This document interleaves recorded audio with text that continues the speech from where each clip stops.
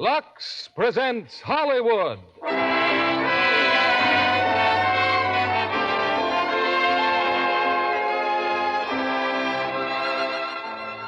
Lever Brothers Company, the makers of Lux Toilet Soap, bring you the Lux Radio Theater, starring Jane Wyman and Ronald Reagan in Nobody Lives Forever. Ladies and gentlemen, your producer, Mr. William Keighley.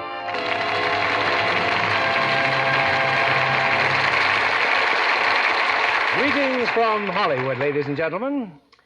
One of the pictures I directed at Warner Brothers some time ago included in its cast two young, talented players destined not only for triumphant screen careers, but also for a happy married life together. They were, as you've already guessed, the stars of tonight's Lux Radio Theater play, Ronald Reagan and Jane Wyman. They bring you Warner Brothers' recent screen hit, Nobody Lives Forever, an exciting drama of what happens when love complicates the intrigues of a big-time racketeer. Naturally, since pictures first united us, I've always valued Jane and Ronald's friendship, and I'm grateful to Lux Toilet Soap for bringing us together in another dramatic venture. But in a larger sense, that's what Lux does every week for millions of people, brings them together in a common liking for good plays, fine stars, and for the product that makes possible these Monday night reunions, Lux Soap.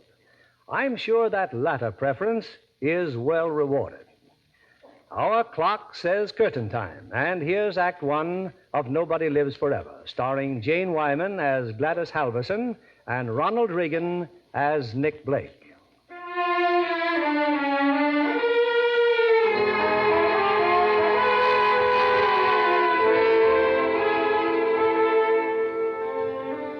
Through the night, several hours out of New York, a fast train speeds westward.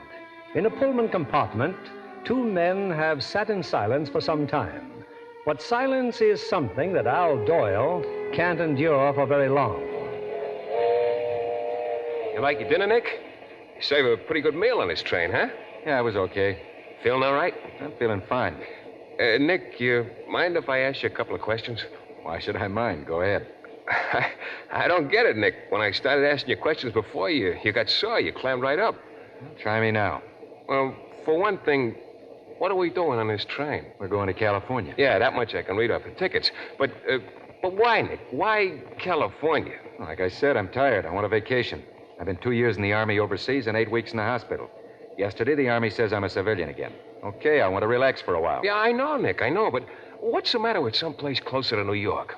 Nick, the town is buzzing. I never seen so many square johns with loose dough in my life. The boys are making takes you wouldn't believe, and very few beefs. Well, why'd you come with me then, Al? Why leave the gold mines? Because you're the smartest operator I ever seen. Because you always cut me in on all your deals. I'm dumb, but not that dumb to shake you loose, Nick. And let me handle things my own way, Al. I still got one question left, Nick. What about her? What about Penny? You saw her last night, didn't you? Yeah, I saw Penny. Al, you didn't see much of her while I was in the Army, huh? Oh, now and then, Nick. She don't like me. I had some dough when I went overseas. $50,000. I turned it all over to her. You what? You gave that thing? She was going to hold it for me. Except last night she told me it was gone. She'd opened up that nightclub and lost it all. Lost it? Oh, Nick, that place is doing great. Every nightclub's doing great. How could she lose $50,000? Eddie King. Eddie King? Penny said that when she went broke, he took the place over. But he did more than take over the nightclub. He took over Penny, too. Did she tell you that? She didn't have to tell me. Huh. No dough, no girl. And you let him get away with it. Depends how you look at it, Al. From where I sit, I'm happy just to be alive. I feel okay. Yeah, I guess Eddie King feels okay, too. That I'm not so sure about. Ah, so you beat up on him. What good did it do you? You can't eat it. Since when? Here, look. Huh? Open up the envelope. Go ahead. Hey, Nick. Nick, this is money. All this dough. Where'd you get it? Mr. King kicked in. Oh, how can you do this to me? Why didn't you tell me? $60,000, Al. My original 50 plus interest. Well, what do you know? And me thinking that Army life had slowed you down. Okay, Nick, what do we do when we get to California? We take it easy. I'll rent a place down by the ocean and lap up that sunshine. I'd also like to see an old friend of mine, Pop Gruber. Remember him? That old has-been? In my book, he's okay. You know what he's doing now? He wrote me last Christmas. There's a park somewhere near the station in L.A. Pop's got a telescope in the park. 10 cents to look at the moon. Grubbing for dimes. You know, the first thing I'm going to do when we get to California? I'm going to look at the moon.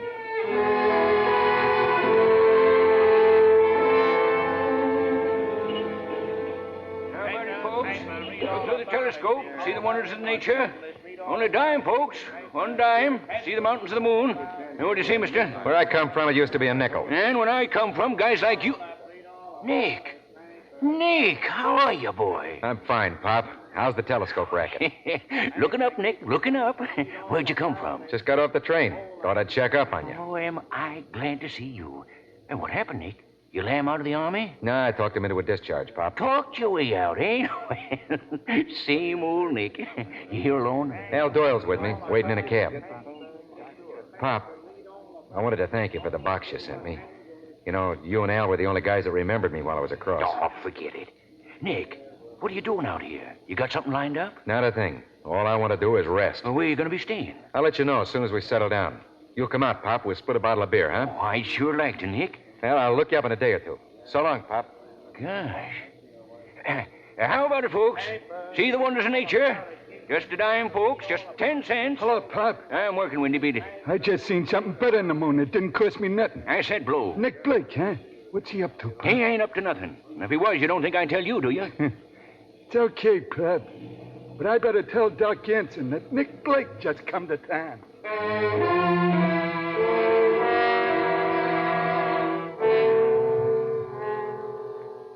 Sit down, Doc. Relax. No use getting all worked up all the time. No use, huh? No use when there's a $2 million sucker just waiting for us? I can't sleep at night thinking about it. But look at me. No front, no clothes, no nothing. Hanging on in a third-rate hotel just like... I just been down around the park. I seen someone there, Doc. You remember Nick Blake? I seen him buzzing Pop Kruger. Nick Blake. He used to be your pet hate, usen't he, Doc? Yeah, how come, Doc? He's a top man in the racket, ain't he? Top man, my foot, he'll get caught up with. They never caught him yet. I used to know Blake around Broadway. Dames used to go for him like you... Swell-headed phony. Wait a minute, Doc. We could use a guy like Blake. That dame with the $2 million bucks? I'll make the play myself. But I need a bankroll first. I've told you both a dozen times, front. I gotta have front, and that takes money. Well, now you could make the play, Doc, but I was just thinking. Somebody like Blake, see? Maybe you could talk him into staking us. It's possible. He's not so hard to break down. Just a lucky small-timer with a front, that's all. Huh. What's the meaning of that? Small-timer? Blake? You heard me. When I first saw him, I had a suite in the best hotel in Miami, and he was knocking around trying to pick up the crumbs. Oh, maybe so, Doc. I don't like the guy, and I never did. Don't you're right. We could use him. I can forget my pride when I have to. Okay, I'll go have a talk with Pop Gruber.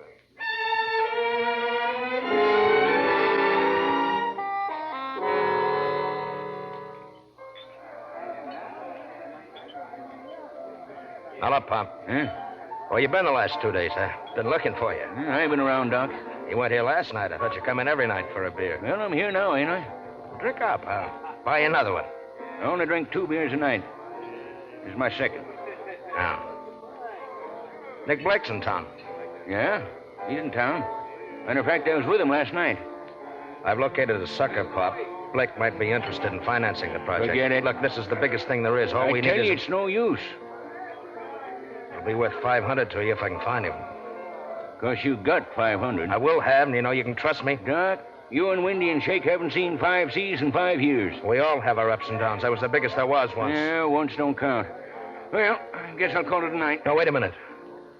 Look, Pop, I found a widow with $2 million, and she's very lonesome. The easiest touch there is. Doesn't know a soul out here. I tell you, Doc, Nick's taking it easy.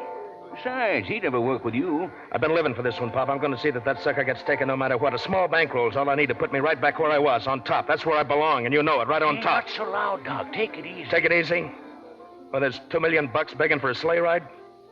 Maybe I will have another beer. What else do you know about this widow?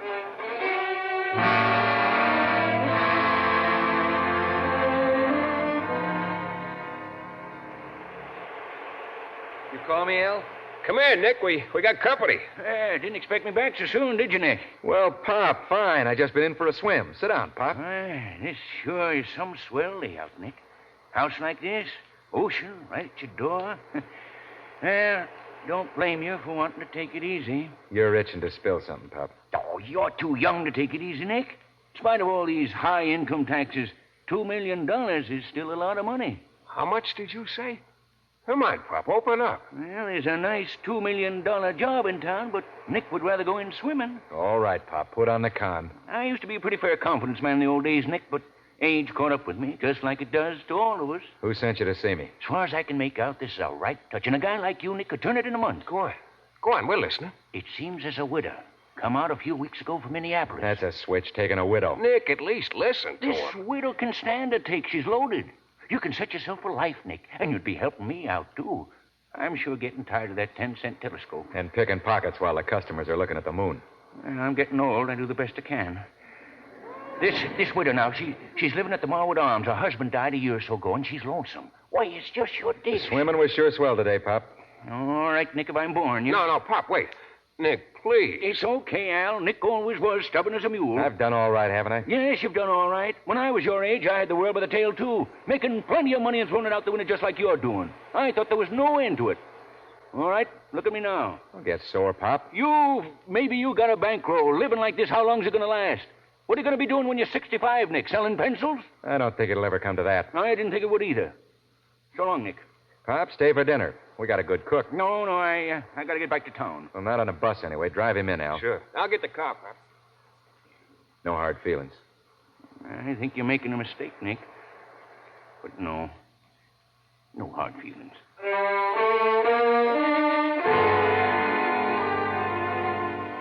Sit down, Nick. You've been pounding that carpet ever since dinner. I've been jumpy all evening. Well, have a drink and relax. Was the idea coming here, wasn't it? Sometimes ideas don't work out. Yeah, you said it. Look at Pop's idea for making a big roll. That sure blew fast. This afternoon, I thought you were crazy for nixing it. But I guess you were right. Why? Well, that proposition's pretty big, Nick. You've been away a long time. Don't be dumb. It'd be like rolling downhill. Well, listen, Nick, if you never want to work another deal, that's okay with me. We got plenty of dough. Only it's a shame to see a guy like you throwing away his talent. Oh, but don't let me or Pop influence you. Get the car, Al. Where are we going? To see Pop. Now you're talking, baby. Take it easy. I'm curious, that's all. Just curious.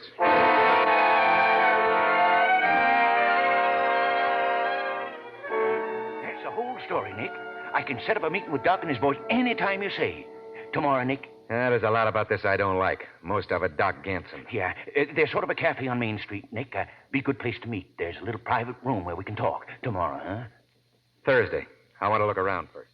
Thursday night.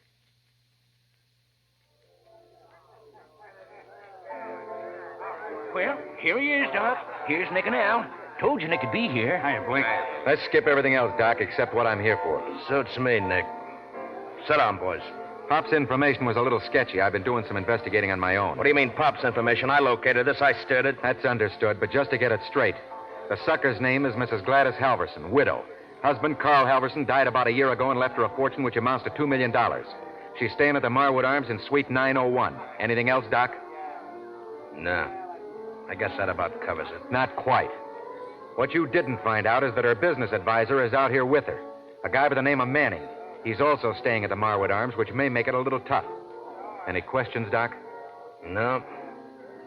Look, I'm figuring on handling this case myself. All we want from you is a stake. Pop worked this pretty smooth. He got me interested in the pitch before he told me who lined it up. If he'd mentioned your name at the start, I'd have said no. Is that plain enough? Now, if you guys want me to handle it... Shaking me or with you, Mr. Blake? All right. Now, a couple of more things. I operate alone. No interference of any kind. None, as long as we're satisfied. After all, it's our pitch. Listen, I'll make you a present of it right now. Oh, don't mind Doc, Mr. Blake. He's just anxious. How about terms? You guys located the sucker, fine. But I got to finance the job, do all the work, take all the risk. I want 2/3. 2/3? That's the only way I'll operate. At least 1/3 for Shaking Wendy and me. Yeah, 30 or something is better than all or nothing. No. No, if it hadn't been for me, there wouldn't be any deal. I had the connections. I found the setup. It belongs to me. Nobody's going to jip me out of what's mine. Nobody. That suits me fine. I don't want to work anyway. Shaking me's got something to say about this, Doc. Say it fast, then. What do you figure the take will be? With that kind of money, at least $100,000. Will you guarantee us $30,000? If I make the take, yes. Okay. We'll go along with it. That's it, Doc. 10 G's apiece. That's a lot of money. I guess we can go now, Al. Come on, Pop, you too. You were smart to say yes, Doc. Was I? I'm not so sure. 5 years ago, I wouldn't have let a mug like that shine my shoes. Now you guys treat him like he was somebody important. Don't worry, Doc. He'll come through. If he wants to keep his health, he better come through. That's all I got to say. He better come through.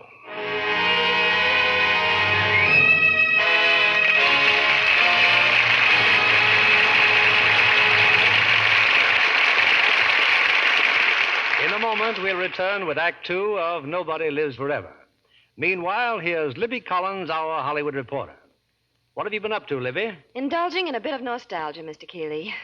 Out at 20th Century Fox today, I saw the dismantled set they used for their current release, Nightmare Alley. Now I know why you feel nostalgic. It was the carnival set. Yes, Mr. Keeley. Remember what fun we all had visiting that huge set? There were 10 acres of it. Complete with sideshows, barkers, hot dog, and taffy stands. You know, I even tried my hand at a little ring tossing. You and many a famous Hollywood star, Mr. Keeley. Some of the stars brought their children to enjoy the fun of the Midway. That was a colorful, light-hearted background for a rather grim story. Yes, Nightmare Alley is a tough, realistic drama of carnival life. It's really a study of a scoundrel. Tyrone Power, by the way, does a fine job in the role of a hard-boiled circus roustabout. An irresistible scoundrel, though, Mr. Keeley, with no less than 28 love scenes in the picture. Divided, I hasten to add, among 3 leading ladies. Yes, there's certainly plenty of feminine charm. Joan Blondell, Colleen Gray, Helen Walker. An interesting contrast of types, don't you think, Mr. Kennedy? Yes, each very appealing in a different way. But there's one similarity about them that struck me, Libby. You mean, of course, that all 3 have lovely Lux complexions. Then I'd be right, wouldn't I? 100%. Those 3 beautiful stars all use Lux toilet soap regularly. You know what a forthright person Joan Blondell is. Yes? Well, when I asked her about her complexion care, she said, "A Lux girl?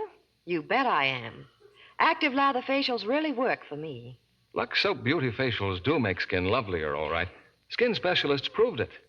In 3 out of 4 cases, daily Lux Soap care made skin softer, smoother. The fact that so many famous stars recommend Lux toilet soap shows how right it is for delicate skin. Now, there's a beauty counsel for lovely ladies everywhere. Why not make fragrant white Lux toilet soap your daily beauty soap?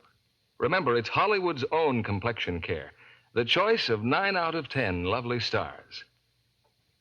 We return you to William Keeley. We continue with the second act of Nobody Lives Forever, starring Ronald Reagan as Nick and Jane Wyman as Gladys Halverson.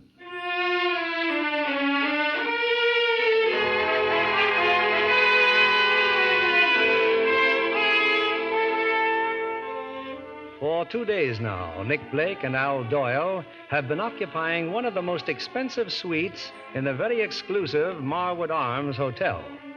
Purposely, Nick has avoided any contact with the affluent widow, Mrs. Halverson, or her business manager, Charles Manning. But now, at the dinner hour, Nick plans his first move. Now, get this straight, Al. I'm not Nick Blake anymore. I'm Nicholas Lloyd. I'm in the shipping business. Okay. We've been through all that 100 times. You're Mr. Lloyd, and I'm your secretary, Albert Hall. Check. There's something else I won't forget. These rooms are costing $50 a day. I'm going down to the dining room now. Give me time to eat and then come down with this envelope. And watch your language. You're supposed to be a secretary.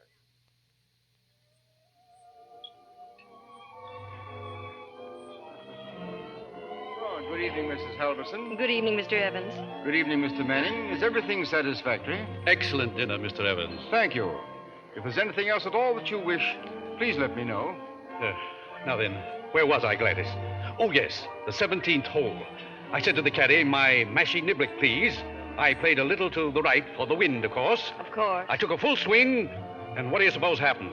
Don't tell me you made it in par. No, I lost the ball. Don't know where it went. Never did find it. Wait till tomorrow, though. I'll wager that I beg your pardon, Mr. Manning. Oh, yes? My name is Lloyd. I believe I owe you an apology. Apology? The manager, Mr. Evans, tells me try to introduce us in the lobby this morning. I misunderstood. I must have walked right past you. I hope I didn't seem rude. Oh, no, not at all. Oh, Mrs. Halverson, Mr. Lloyd. How do you do? Won't you sit down? Well, if I'm not intruding, I don't want to make another mistake. You're not intruding at all. Thank you. Mr. Evans tells me you've been out here for some time, Mrs. Halverson. Yes, and I may stay indefinitely. It's such a beautiful place. Your first trip to Los Angeles? Yes. Wonderful climate here, Mr. Lloyd. Fine for golfing. Golfer's paradise, I call it. Excuse me, Mr. Lloyd. Yes? Oh, my secretary, Mr. Hall, Mrs. Halverson, Mr. Manning. How do you do, Mr. Hall? This envelope just arrived, sir. Adams and Company, huh? Better send them a wire, Albert. Tell them I can't possibly give an answer till the end of the week. Yes, Mr. Lloyd. Excuse the interruption, please. Business. It's always something. I'm afraid I'm finding it a little difficult to adjust myself after the Army. Oh, were you overseas? Yes. Cigarette? Thank you. I've leased a house out at the beach, and I was planning to spend the whole day there tomorrow, just lying in the sand doing nothing, not even thinking. That sounds wonderful.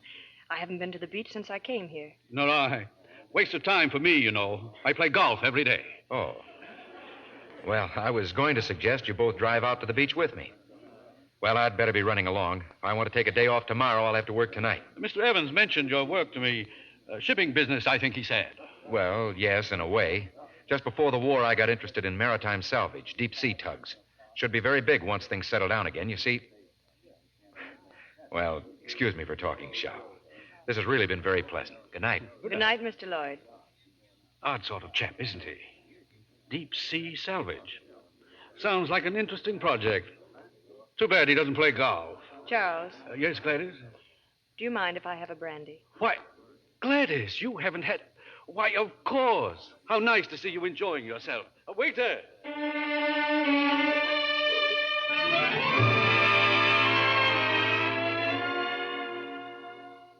Come on, Al, let's go down and have breakfast. Oh, how come so early? Because I want to be down there when she comes in. We'll eat in the patio. You know, Nick, that dame sure surprised me. She's a dish. You just don't figure a rich widow's going to look like that. Bring all those phony letters and photographs along. We'll be cleaning up a few little business matters over our ham and eggs.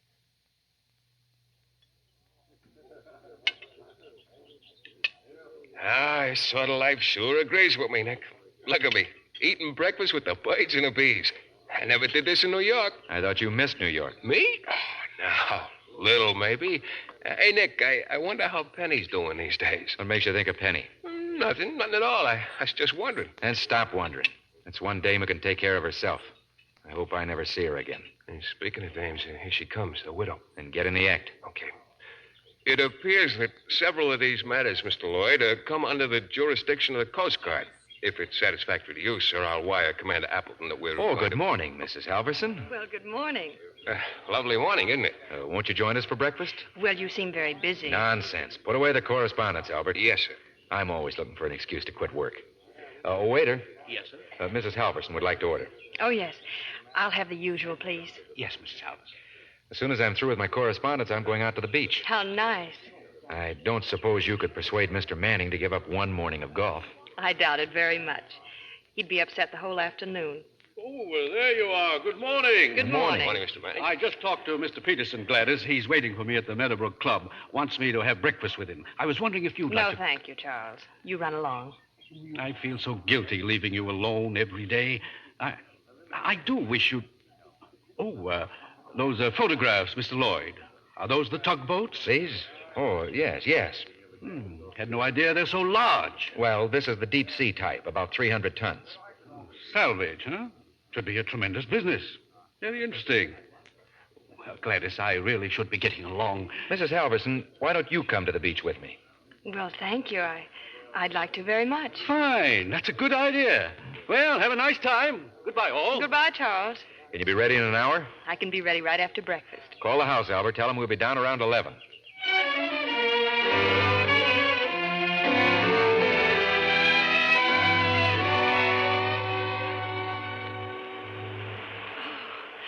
Oh, that was heavenly. I don't remember when I've enjoyed a swim so much. Well, sit down. Dry off. Oh, what a charming sun deck. I see Albert's fixed us a drink. Here. Thank you. You know, when I was a kid, I used to dream about having a house right on the ocean. Do you blame me for wanting to spend all my time here? I certainly don't, Mr. Lloyd. What are you thinking about? About you. It's difficult to picture you as a boy. Am I as solemn as all that? Oh, of course not. I just mean you appear so sure of yourself.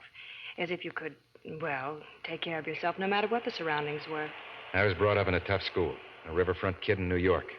You had to fight or run. I guess I did a little of both, and I learned which to do when. I'll never forget those days. Don't stop. very interesting. It may sound interesting, but it wasn't. All I thought about was getting out. The time I was 13, I was working on a tugboat. I got kicked around plenty, but I learned the business. When the war started, I was practically running the company. Then you've done very well, haven't you? And you can't be more than, what, 31, 2? 34. I'm going to do a lot better. Well, now I'm bragging. Now, you have a right to. I really don't know why I'm telling you these things. Please do.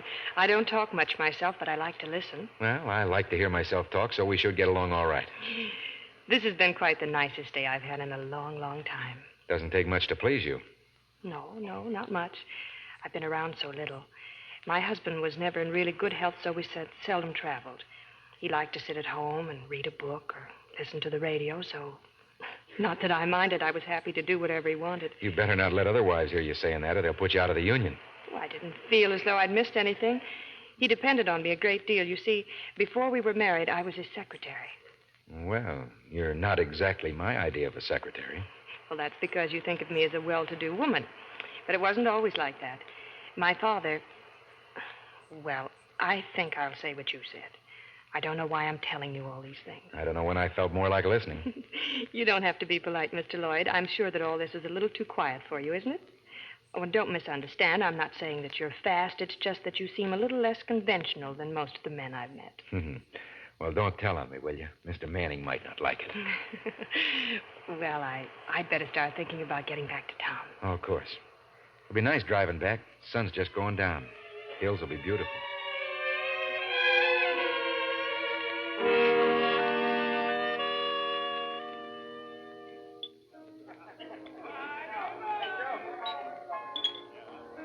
Hello, Pop. Huh? Yeah, what do you want? What do you heard? About what? Talk plain, Doc. About the deal, Nick and the dame. Listen, Doc. I'm waiting just like you are. Except I'm not worried. When'd you talk to him last? What is this? I come here to enjoy a glass of beer after work. Now, stop bothering. Look, you. It's not healthy to talk to me like that. I've talked like that to tougher guys than you. I'm past 60 and I'm still here. Nick Blake met Mrs. Harbison 10 days ago. He's been with her practically every day since. Sometimes with that Manning guy, sometimes alone. Well, that's fine. Is it? Blake's playing this dame as if he were more interested in her than in her money. He's forgetting business. I don't know what he's doing, see? But whatever it is, Nick ain't forgetting business. I got just one more thing to say. You tell that friend of yours if he doesn't get busy, You got I'm anything to say, you tell it to Nick, see? And while I'm talking, I might as well tell you this. I'm sorry it got Nick tied up with you. From now on, you stay away from me, you understand?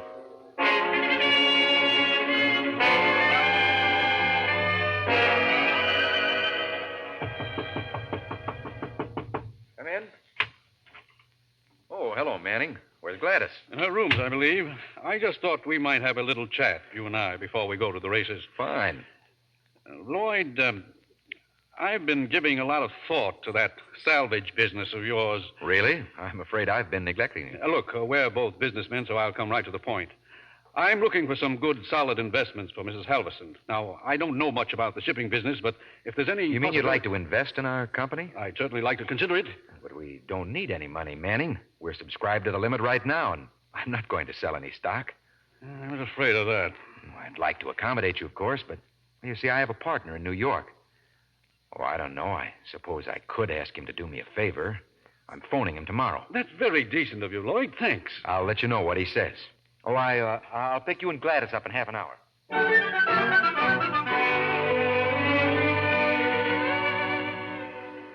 Well, what is it this afternoon, Nick? The races again, like yesterday? I doubt it. She doesn't like crowds. Ah, it's good. It's fine. Maybe the beach, maybe just a drive. I don't know. Manning tagging along?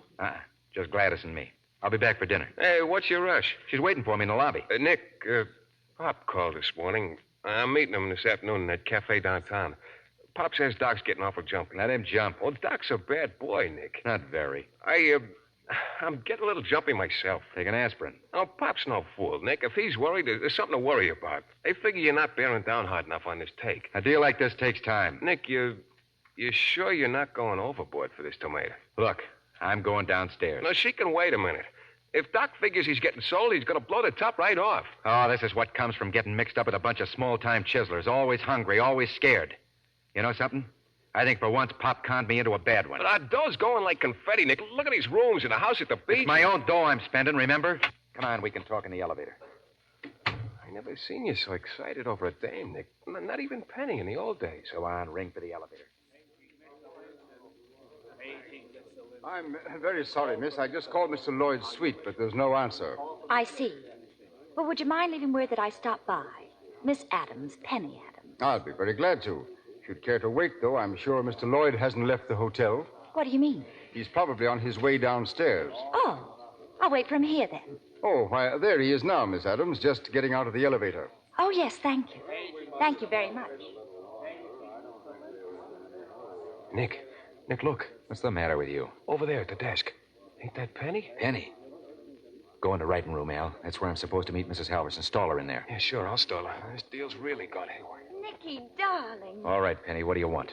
Oh, well, that's a nice greeting. Why don't we sit down somewhere and talk? How did you find me? Well, if you're really interested, I happened to run into Doc Ganson. Oh, don't worry, darling. I won't give you away. Look, I'm busy. I haven't any time. You better take time, Nick. You wouldn't jip a pal like me, would you? I jip you. I took my dough back, if that's what you mean. And after you did, the nightclub folded. And Eddie King ran out on you? I ran out on him. Get wise to yourself, Penny. We're washed up. You took care of that. The brush-off's not that easy, Nick. I told you. I've seen Doc Ganson. Well, who's the lady with Al? Oh, so that's the sucker, huh? Nice work if you can get it. So long, Penny. Call from Mr. Wilson. Hello, Gladys. Did I keep you waiting? Oh, that's all right, Nick. Oh, Albert, Miss Adams over there. I think she wants to talk to you. Yes, Mr. Lloyd. I'll take care of her right away. If I've interrupted something... Oh, it's nothing important. Let's go, Gladys. My car's at the side entrance. Where's he going, Al? Now, take it easy, babe. I can have you thrown right out of here. That dame. She's batty about Nick, I can tell. Come on, let's take a walk. Why? I don't like this rush act. You should have thought of that when you had Nick's roll. There's a big deal on Penny, so keep your nose out of it or... Oh, what? What'll you do, Al? Go on, I'd like to know.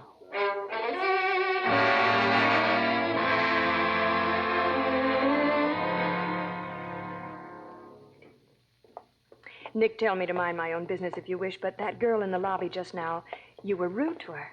That's not like you. I just didn't want to talk to her. If I was rude, I'm sorry. Well, here's the car. Are we going to the beach? Unless you have a better idea. I have an idea. I don't know if it's any better. I'll drive and don't ask any questions. Okay.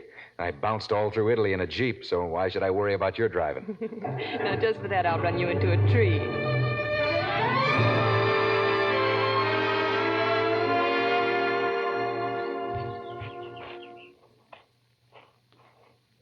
Nick, I've made a mistake. I'm sorry. Sorry? What do you mean? My brilliant idea, driving you down here to see San Juan Capistrano. Well, I think it's a very interesting mission. If you want to see the rest of it, I'll be glad to. No, Nick. Let's just walk for a while. You don't like the mission at all. I'm afraid I've wasted your afternoon. No, it isn't that, Gladys. It's just... What is it, Nick? You're depressed. Well, it's just that seeing all this reminds me of Italy. The churches I saw there. Except they were all wrecked. Holes in the roof, statues all over the floor, paintings ripped to pieces. Everything smashed. Nick. It's all right. Maybe I forgot about what I saw too quickly. It all comes back with such a jolt. It's too bad people can't get along. The world's a pretty nice place if you're happy. Are you happy? I wasn't.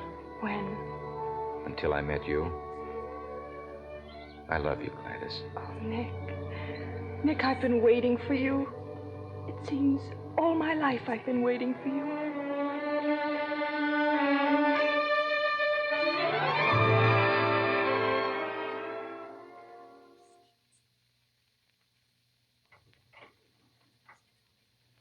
Just a minute, Nick. Doc, are you crazy? What are you doing here? I've been hanging around this corridor for an hour. I want to talk to you. Why? Because I'm also interested in Mrs. Halverson. Suppose we close the door. I'm tired of getting pushed off on Al and Pop. I got only one thing to tell you. Penny was here early this afternoon. Yeah, she told me she wanted to see you. Just don't give her any more ideas. She could queer this deal awful fast. I can handle Penny. I can handle the deal, too. You gotta stop fooling around and get on to business. That Halverson dame's going to your head. All right, I'm through then. The job's all yours. I never wanted it from the start. And the further I get into it, the less I like it. Now beat it. No. Wait a minute, Nick. Suppose the boys may hold off for another week. Huh? I already turned it back to you. It's yours. No. Maybe you're right. Maybe you do need more time. Then lay off of me. Okay. Just don't pull any fast ones. Are you threatening me? Keep your hands off of me, Nick. You come up with a rod and I'll make you eat it. I only use a rod as a last resort. All right, work fast.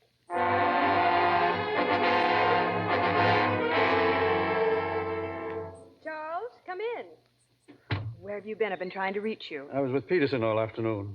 Well, how was your drive? Wonderful. We went... Oh, Charles, what a beautiful orchid. I thought you might like to wear it at dinner. Now, Charles, I'm afraid I won't be able to have dinner with you after all. You see... Lloyd? Yes. He'll be here any minute. Well, Gladys, Well, frankly, I'm a little worried. What about? About him, Lloyd. Just now, in the lobby, a man brushed by me, getting out of the elevator. The elevator boy told me he was up here seeing Lloyd. Well? He also told me he'd seen this man before, in Miami. A gambler at the racetrack. Very unsavory. Oh, I wouldn't condemn him just because he knows such a man. But what about him? Actually, Gladys, Lloyd's a stranger. We're taking him at his own evaluation. We know absolutely nothing about him. I know one thing, Charles. I'm happy. I've never been as happy in my entire life. I'll run along, Gladys. Maybe I'll see you later in the evening. I hope so, Charles. Thank you for the lovely orchid.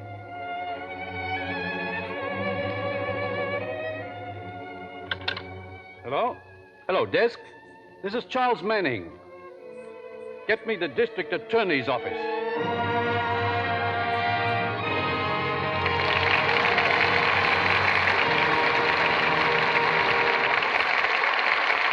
We pause now for station identification.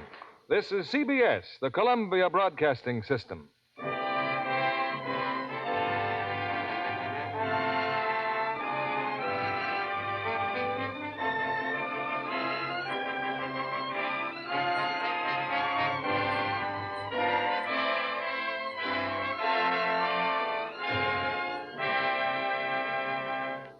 In a moment, you'll hear Act 3 of Nobody Lives Forever. We all know how Texans feel about Texas, and I'm sure our guest tonight, the young screen star Dorothy Malone, is no exception to the rule. I think my home state is the greatest place in the world, Mr. Keeley. Except perhaps Hollywood. Well, Hollywood is certainly enthusiastic about you, Dorothy. You have a Warner Brothers contract to prove that. Thank you, Mr. Keeley. It is thrilling to be working in a great studio in contact with the famous stars I've always admired. I learned a lot about acting when I watched them film Escape Me Never. Ah, yes, Warner Brothers' Dramatic Life of a Composer, with Errol Flynn as the romantic musician. And don't forget the two lovely women in the picture. Well, when they're Ida Lupino and Eleanor Parker, now, how could I? And incidentally, that story had an unusual and highly colorful background. Yes, it did. You could travel from Venice to the Austrian Alps on the sets of Escape Me Never, even though the entire picture was filmed in Hollywood. Studio technicians can work miracles. Don't you agree, John Kennedy? Yes, I do, but there are times when the camera demands the genuine and real. For instance, a lovely Lux complexion. Any cameraman would agree. That's the kind of beauty to pass the close-up test, Mr. Kennedy. Well, then, it isn't surprising that 9 out of 10 screen stars have made Lux toilet soap their choice for beauty care. Well, Ida Lupino and Eleanor Parker, two of the loveliest stars I know, wouldn't be without Lux toilet soap. I talked with Miss Lupino one day in her dressing room. She told me she was devoted to Lux soap care. It gives my skin quick, new loveliness, she said. And I know myself how really effective those facials are. Thank you, Miss Dorothy Malone. May I say that your complexion is a radiant example of what gentle Lux soap care can do. Skin specialists confirm the effectiveness of this daily complexion care. Tests showed that in 3 out of 4 cases, skin became softer, smoother in a short time. A beauty tip for women everywhere. Why not try fragrant white Lux toilet soap tomorrow? Here's Mr. Keeley at the microphone. The curtain rises on Act 3 of Nobody Lives Forever, starring Jane Wyman as Gladys Halverson and Ronald Reagan as Nick.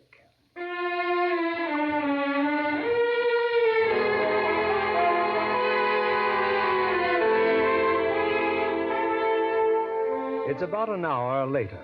In the Marwood Arms Hotel, Gladys Halverson is getting ready for her date with Nick. Charles Manning has just welcomed a man from the district attorney's office. And in still another suite, Nick Blake has some startling news for Al and Pop. So we're clearing out. We're going back to New York now, tonight. But what about the deal? The deal is off. I'm through. Doc will throw a fit, Nick. I'm going to pay him off, Windy and Shake, too. This guy's off his rocker. Wait a minute. Nick, you mean she's going with us to New York? Huh? The widow, huh? I mean we're going alone. Phone Doc. Tell him to meet me tonight at that cafe, 8 o'clock. Nick, wait. Why pay off them broken-down tramps? We can just disappear. Should I answer that one, Pop? He's got to pay off, Hal. Nick's too big a guy to Welsh. Besides, if Doc don't get paid off, he'll take over. Phone Doc. I'm going upstairs to see Manning.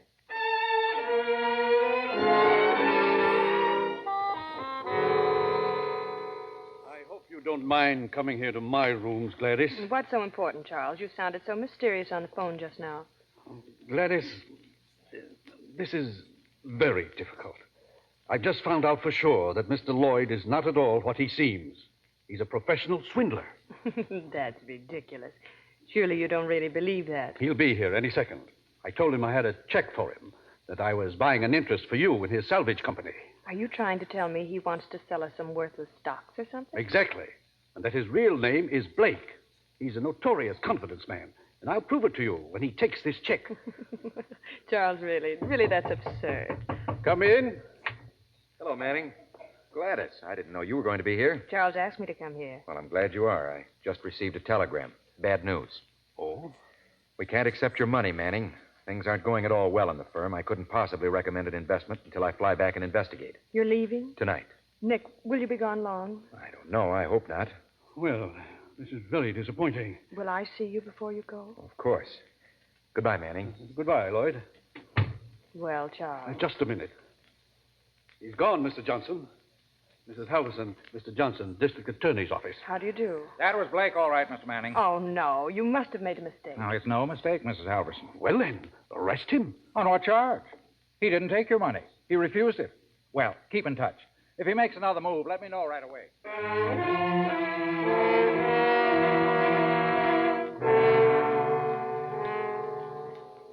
Gladys. Well, come in. Anything wrong? Nick, tell me the truth. Is your name Blake? Who told you that? Charles, and a man from the district attorney's office. Take it from me. It's true enough. Then you didn't intend seeing me again. No. But, Nick, you... Oh, there's so many things I can't understand. Don't try to. Anyway, nobody's hurt. Nobody's hurt. I'm hurt. You could have been hurt a lot worse. I'm just a guy who's been trying to take your dough, that's all. Well, then why didn't you take it 10 minutes ago? You refused the money on my account, didn't you? What's the difference? You and I we're two different kinds of people. Go home. Stick to those you know. Pretty soon you'll forget all about it. I don't want to forget. Nick, I love you. I'd never change. But you have changed, Nick. We love each other. Or was that just part of the deal? No. No, it wasn't. Believe me, it wasn't. I love you, Gladys. I love you.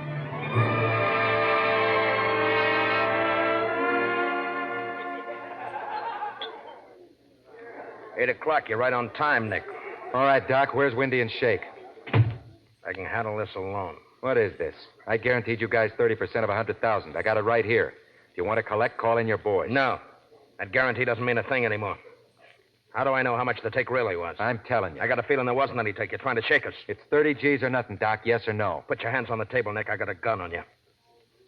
And it says from now on, I call the turn. Call it fast, then. You know, it's funny.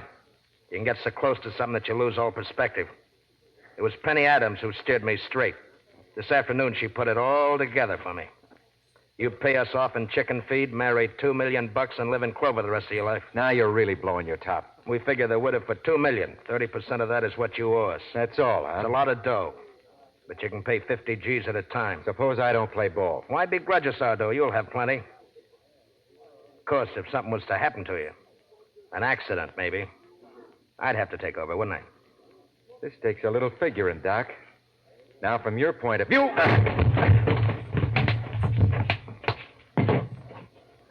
All right, Doc, get up. I was going to pay you off, but now you get nothing. I'll leave your gun with the cashier out there. You better keep carrying it, because if you ever cross me again or even look like it, I'll kill you.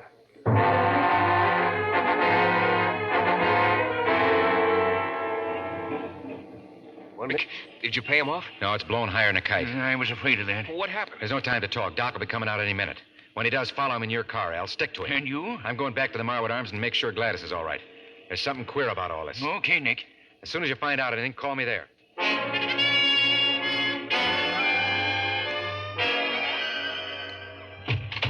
Where is she, Manning? Where's Gladys? I've been trying to find you to ask that same question. You don't know? No, I don't. The desk clerk says she left with a man about an hour ago. A large man with a raspy voice. He says... Windy. Who? Never mind. Manning, you got to help me. I'm calling the police. No, not yet. Here's the key to my room. Go there and stay there. I'm expecting a call. If they say it's Al or Pop, tell them I'm on my way to Doc's Hotel. You got it? Yes, but who... Al or Pop, Doc's Hotel.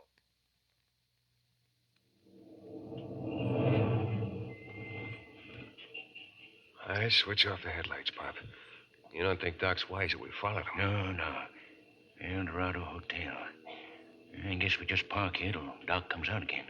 Nick's probably dreaming. He's so crazy about that dame. Yeah, maybe. Nick generally knows what he's talking about. Well, I guess we just sit here and wait.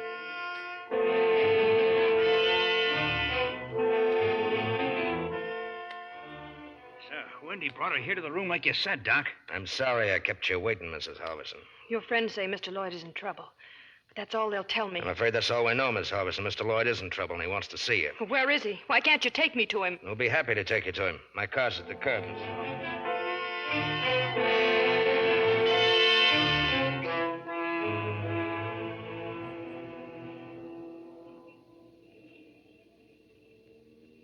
Pop, look. The dame, Mrs. Halverson. Yeah, with Doc and Wendy and Shake. They're all getting into Nick's car. I mean, Doc's car. We got to get a hold of Nick. You go ahead. I'll follow him alone. Yeah. There's a lunch wagon across the street waiting that lunch wagon till I call. No matter how long it takes, just get in touch with Nick.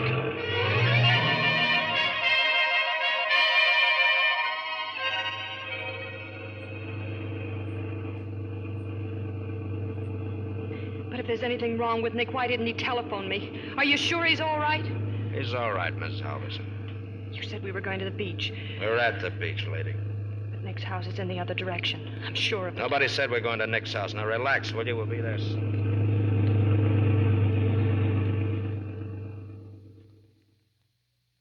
Nick, I never thought you'd get here.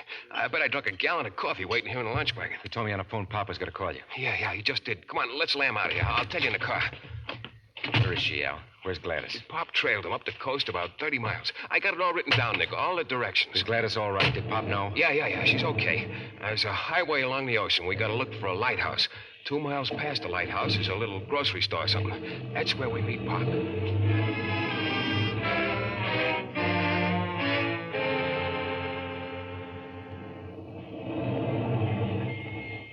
I guess this is it, Nick.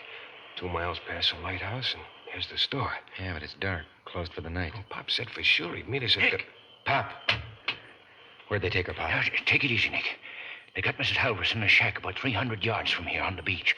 It's at the end of an oil dock over the water. How do you know all this? I woke up the guy in the store to use his phone. I told him I was a government investigator checking up on oil operations. Now, look, they're alone out there, Nick. There's a guy named Ben, watchman or something. That's his shack on the dock. You got a gun, Nick? Yeah, how about you? Well, I got one. Wouldn't swear I can shoot it, though. Wait a minute. Doc's no fool, and that girl's in a tough spot. Pop, you sure they didn't see you follow him? I was real careful. I'd say they figure they're perfectly safe out there. Now, look, Nick. Grabbing the widow means they want dough. To get dough, they got to make a contact. The storekeeper said there's no phone in that shack. He said the watchman uses his phone all the time. They'd have to come to the store, then. That's how I figure it, Nick. If I was you, I'd wait right where we are. All right, it's 11 o'clock. We'll wait half an hour.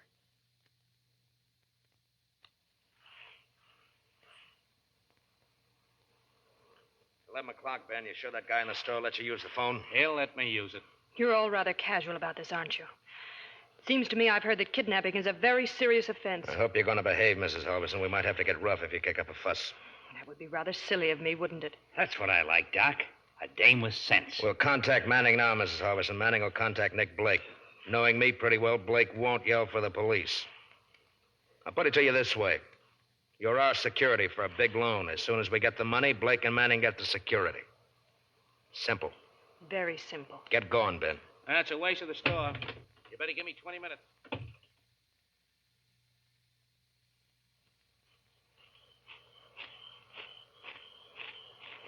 You the watchman, Bud? Huh? Hey, what are you guys thinking? Keep it covered, Pop.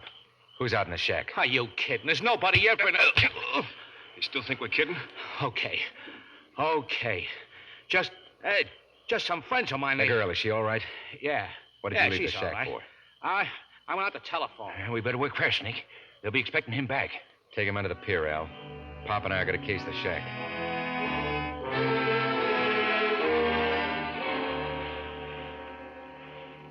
No use me looking for Ben out the window, Doc. I can't see nothing. Too foggy. Should have been back here 10 minutes ago. Maybe he run into trouble. What trouble? You have a lot more trouble than what's happened to that watchman. Have I, Mrs. Halverson? That sum of money you're talking about is fantastic. Where could Mr. Manning raise so much money on such short notice? If you'd only trust me, let me out Wendy, here. take a walk, see what's happened to that dumb clock, and don't you get lost. Okay, Doc. I won't be long.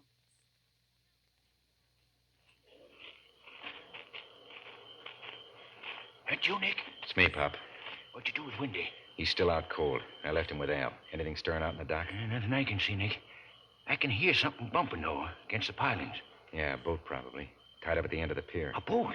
Nick, they could get in that boat and be gone while we're waiting for 'em here. Stay where you are, Pop. I'll make my way down to the shack. Not alone you won't. I was only kidding before, Nick. I can still handle a gun real good. Come on.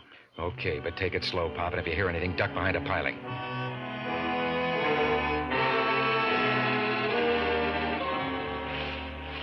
I don't like this, Doc.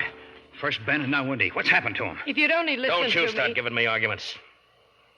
Go outside, Shake, and take a look. I told you before, you can't see a thing. What are you afraid of, ghosts? I just want to know why they ain't come back. I don't know why. And if you ask me, I don't think we should stay to find out. All right, we'll make a break then. Back to the car?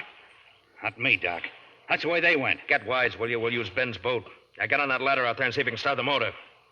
You're coming with us, Mrs. Halverson. Where? Where do you think you can go? She's right. We'll have to come ashore sometime. If they spot her... They won't spot her. She won't be with us anymore. Wait a second, Doc. A snatch is one thing, but killing... Get outside. Do as I tell you. Okay, I'll try and start the boat. I'm sorry, lady, but I'm taking no chances. Well, there's no reason why you can't stay here a little while longer. You're much too nervous. That man may have had trouble getting the phone call through in a remote spot like Wendy this. could have come back and told me, couldn't he? Windy doesn't seem overly intelligent to me. It's a good argument, lady. But come on, we're getting into that motorboat. Shake! What's the matter down there? Get that motor started. I'm afraid Shake can't hear you, Doc. Nick, look out. He's got a gun. Gladys, go back in the shack. Stand where you are, Miss Halverson. She's right in front of me, Nick. Go ahead and shoot if you want to. Where do you think you're going, Doc? Down the ladder and into that boat, and she's going with me. Now drop your gun. I said drop your gun. All right, Doc. I dropped the gun. No, Nick. No, don't come any closer. Pretty wild, Doc. Try again. It's all right, Nick. I got him covered. Pop, why you all...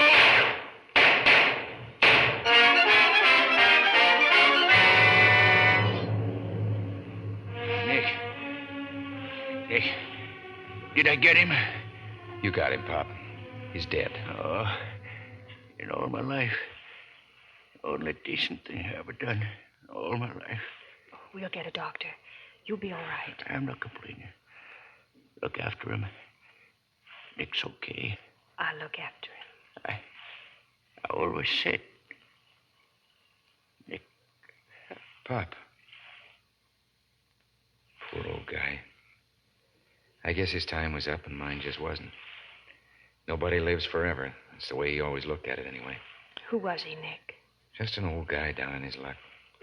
He told me the other day, life goes by so fast you wake up one morning and find you're old. He was worried about us wasting time. Hadn't we better call the police? Yeah, sure. And then what, Nick? Will you still be going back to New York? Gladys, Pop needn't have worried about us, Nick. I think he knows that now.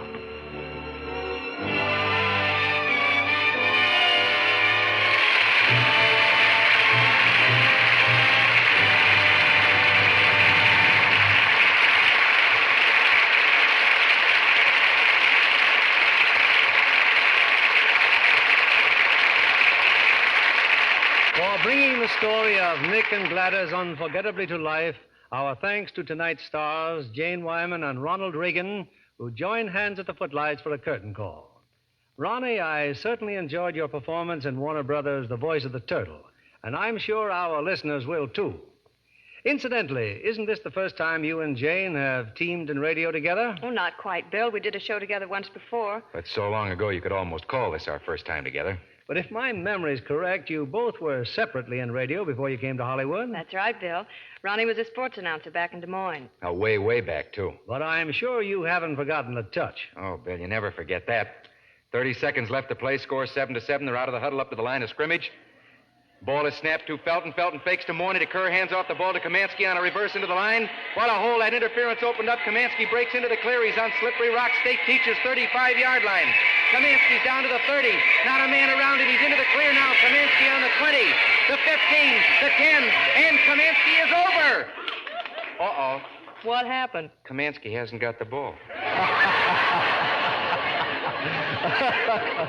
But you still have the knack, Ronnie. What did you do on the airways, Jane? Well, I was only in my teens then, Bill, singing Hot Swing on a local station in Missouri. Well, we've had a sample of Ronnie's delivery. How about one of yours? Well, Jane does her swinging on the golf course now, Bill. Tell me, did either of you ever give commercials on the air? Well, I could have given a very honest one for Lux Soap. I was using it even then and still do faithfully. And I wish we had television so our audience could see that very lovely Lux complexion. Well, while we're waiting for television, what's on deck for next week, Bill? Next Monday night, we bring our audience a long-awaited treat and a triple attraction. First, one of Hollywood's greatest dramatic actresses, Ida Lupino, co-starred with that romantic screen personality, Zachary Scott, in a drama based on one of the best-selling novels of its time, Edna Ferber's Saratoga Trunk, an exciting saga of romance and action in the colorful era of the 1890s. Well, that ought to make great listening for your audience, Bill. Good night. Good night. Good night, and thanks to both of you.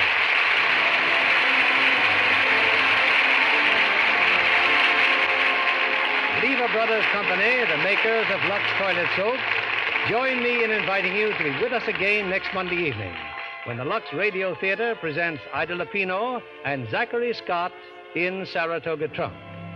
This is William Keeley saying good night to you from Hollywood.